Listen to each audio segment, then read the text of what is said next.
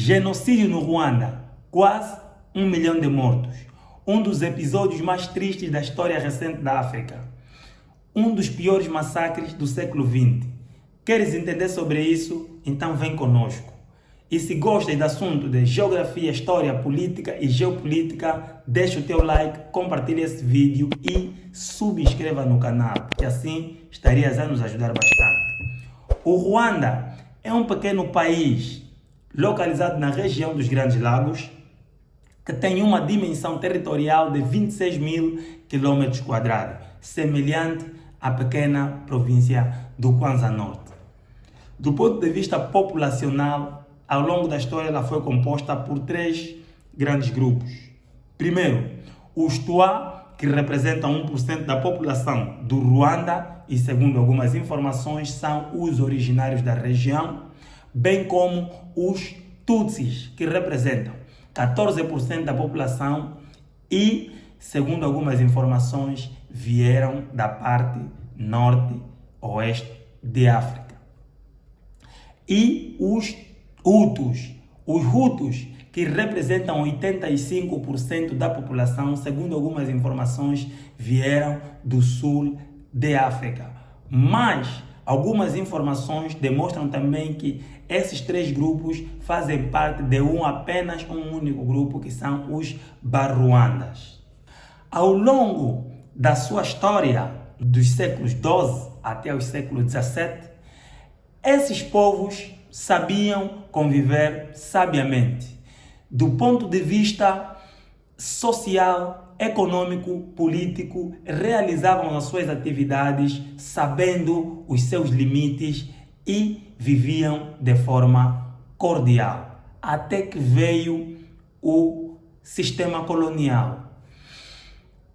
Com a ocupação efetiva do continente africano, depois da Conferência de Berlim, no ano de 1885 a 1886, o Ruanda ficou sob gestão da Alemanha. Como colônia, os alemães implementaram um sistema colonial indireto onde, de forma estratégica, pegaram os Tutsis, sendo a minoria, promoveram em alguns postos da administração. Com o fim da Primeira Guerra Mundial, a Alemanha foi considerada culpada e, no Tratado de Versalhes, em 1919, perdeu todas as suas colônias. Perdendo todas as suas colônias, como os Camarões, o Togo, o Burundi e também o Ruanda. O Ruanda foi entregue na mão da Sociedade das Nações e essa, por sua vez, entregou a Bélgica sob regime de mandato. A Bélgica, na sua gestão, piorou o regime deixado pelos alemães.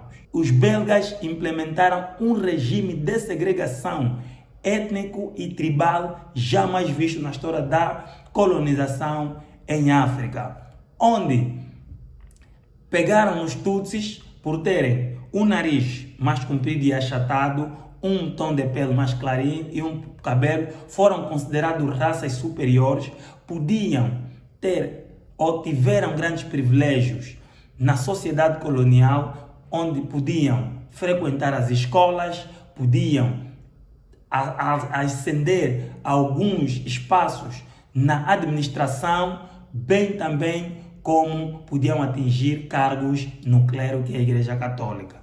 E também eram eles que praticamente geriam os Tutsis. Os belgas batiam os Tutsis e os Tutsis, por sua vez, batiam os Hutus. E os Hutus foram tendo uma imagem negativa dos Tutsis ao longo da história. Só para ver que o clima de segregação étnica era tão profunda que até no bilhete de identidade vinha a separação Tutsi, Hutu. Os Tutsi podiam certas coisas e os Hutus também não podiam certas coisas.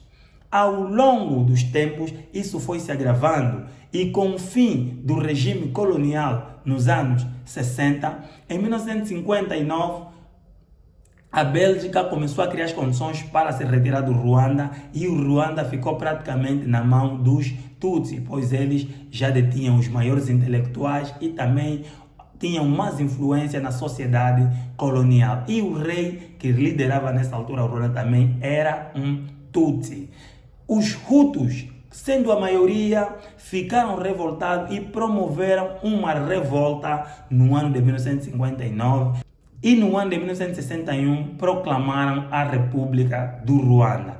Com isso, muitos Tutsis fugiram do Ruanda, sendo a maioria exilaram-se no Uganda, uns no Congo Democrático, na Tanzânia e outros no Burundi.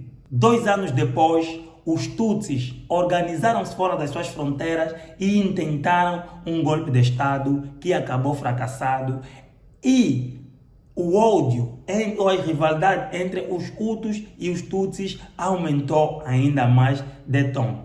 Mas, nessa altura, os Hutus continuaram a governar o Ruanda, até que entrou um homem chamado Juvenal Habyarimana na presidência do Ruanda, que teve uma gestão um pouco mais acautelada, e com isso os Tutsis fora das fronteiras organizaram-se mais através da Frente Patriótica do Ruanda e no princípio dos anos 90 começaram com a Guerra Civil.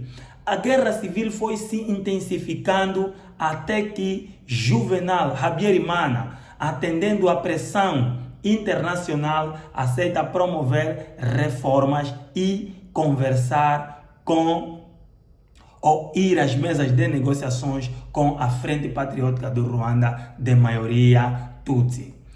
Nessa senda, a questão do processo de negociações estavam a ser feita na Tanzânia. Só que em 1994, no dia 6 de abril de 1994, o avião que transportava o presidente Juvenal Habyarimana, junto do presidente do Uganda, Cyprien Ntaryamina, ao pousarem no Ruanda, foram abatidos por um míssil. O avião presidencial foi abatido por um míssil. Isso criou um caos no Ruanda.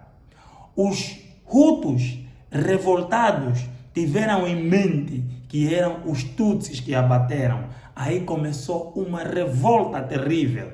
Os Tutsis organizaram-se em diversas milícias e foram atrás dos Tutsis para fazer uma verdadeira vingança.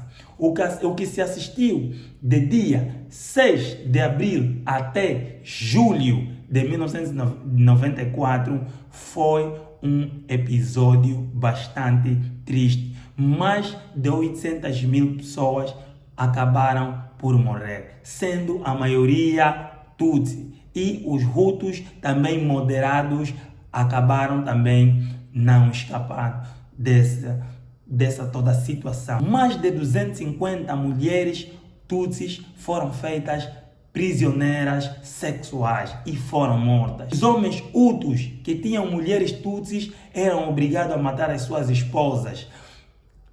A perseguição deu-se nas escolas, nas igrejas, em todos os cantos.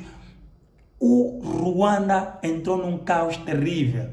E com essa desorganização, com a morte do presidente, esse caos todo, a Frente Patriótica do Ruanda, que nessa altura já era liderada pelo presidente Paul Kagame, ainda não presidente, por Paul Kagame, organizou-se com a ajuda do Uganda e conseguiram deter a capital Kigali, no Ruanda. Com a chegada na capital, a FPR, Frente Patriota do Ruanda, procurou organizar melhor o país e no ano de 2000 foi organizadas as primeiras eleições, onde Paul Kagame foi eleito presidente do Ruanda, dando fim a uma fase muito conturbada da história do Ruanda. Depois dessa fase, as Nações Unidas implementaram um tribunal penal internacional só para julgar este genocídio, isto na Tanzânia. 95 pessoas passaram por esse julgamento, onde mais de 30 pessoas foram condenadas por prisão perpétua e outros conseguiram ser libertos. E internamente o Ruanda também promoveu uma série de julgamentos, sem deixar de mencionar que muitos Hutus abandonaram o Ruanda. Ainda hoje, estamos aqui a fazer o vídeo, muitos Hutus vivem na República Democrática do Congo, vivem no Uganda e também no Burundi. Esses julgamentos no Ruanda foram praticamente compostos por mais de 12 mil tribunais tradicionais chamados como Gakaka.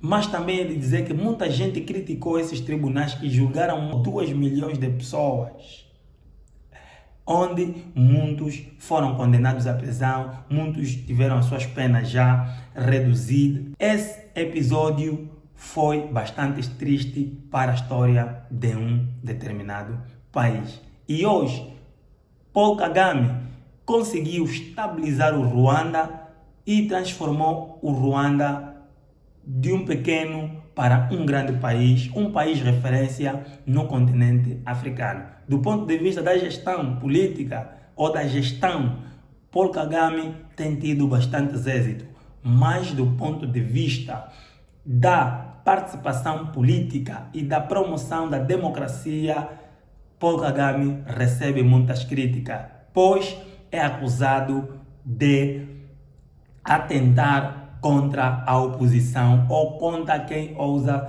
a criticar-lhe. Se chegou até aqui, muito obrigado. Não deixa de dar o teu like e inscrever-se no canal.